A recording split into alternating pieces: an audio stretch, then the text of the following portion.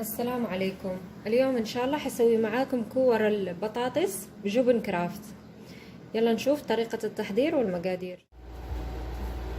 هنا عندي مقادير كرات البطاطس بجبن كرافت. هحتاج هنا 5 حبات بطاطس ده الحجم، هحتاج حبة بيض، هحتاج جبن كرافت علبتين اللي هي العلبة اللي فيها 100 جرام، علبتين من دول ابشرهم في المبشرة.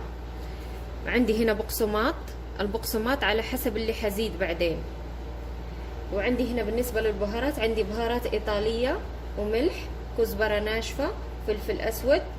عندي هنا موية علشان حسلق البطاطس. بسم الله. أول شيء أخذ قدرة ضغط خاص لسلق البطاطس علشان ما ياخذ معايا وقت، يعني مجرد ربع ساعة يكون استوى البطاطس. أحط البطاطس في قدرة ضغط، أحط عليه شوية ملح، شوية كده بس، وموية، واسيبه يستوي لمدة ربع ساعة. طبعا حقفل عليه واسيبه يستوي ربع ساعة، ما ياخد وقت. هنا عندي خلاص البطاطس انسلقت. هاخد المبشرة على دي الجهة وابدأ ابشر كل البطاطس بدا الشكل، وهي دافية شوية عشان تساعدك، مو حارة. اذا حارة حتتفتفت.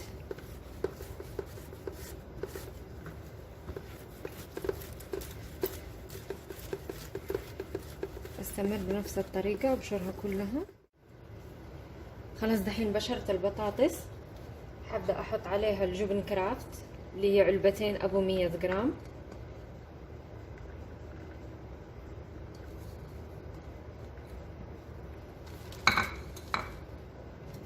هحط عليها ملعقة صغيرة ملح، ملعقة صغيرة فلفل اسود، وملعقة صغيرة كزبرة ناشفة. وعندي هنا بهارات إيطالية، هحط حوالي ملعقة صغيرة بهارات إيطالية.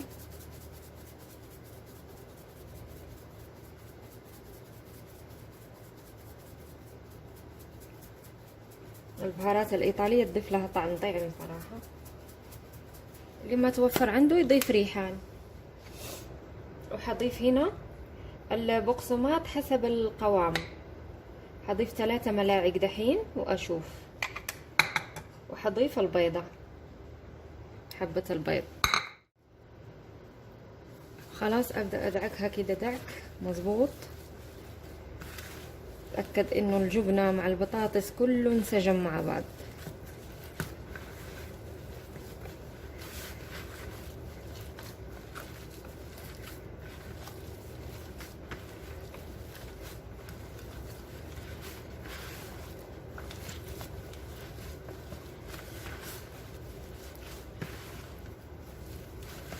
تحتاج دعك مظبوط مظبوط.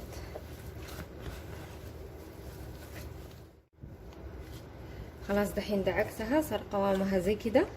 اقدر اشكلها في يدي، معناته 3 ملاعق بقسماط كفاية. انتي حسب لما تشوفيها كده خلاص بتتشكل في يدك، معناته ما تزيدي بقسماط، خلاص 3 ملاعق كفاية. هبدأ اشكله على شكل كور كده. عندي هنا دقيق، اعدي الكور في الدقيق، وبعدين في البيض، بعدين في البقسماط.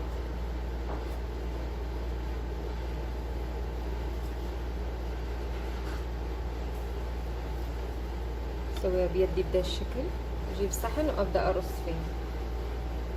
اخذ زي كده، اسوي كورة بدا الشكل في الدقيق.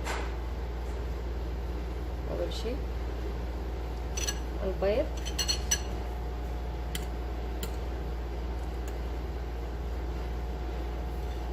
طبعا البيض حطيت فيه شوية خل وملح.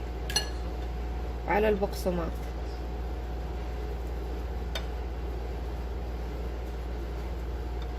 اتأكد انها كلها تغطت بالبقسماط.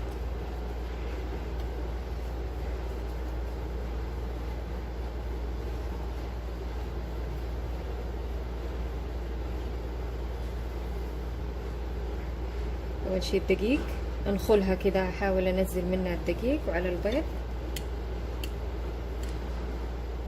ومن البيض على البقسماط، واستمر بنفس الطريقة لين اخلص كل الكمية.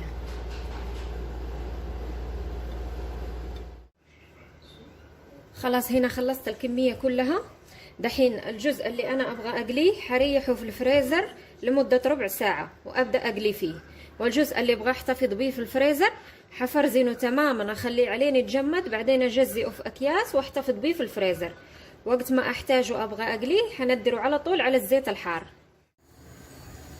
هنا خلاص بعد ما ارتاحت عندي كور الجبنة، عندي هنا الزيت حار تماما، لازم يكون حار مرة. حبدأ اقليهم مع التقليب المستمر، لازم اقلبهم باستمرار علشان ما ينحرقوا من جهة.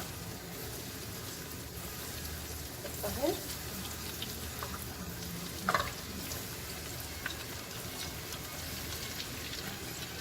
واقلب على طول، لازم الزيت يكون حار.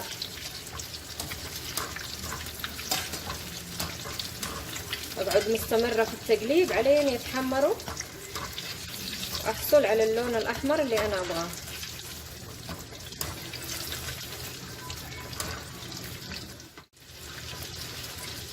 خلاص دحين اتحمروا عندي، حرفعهم في صحن هنا فيه ورق نشاف.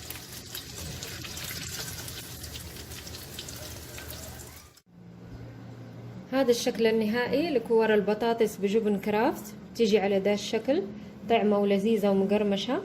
أتمنى تجربوها وتعجبكم، وبالعافية.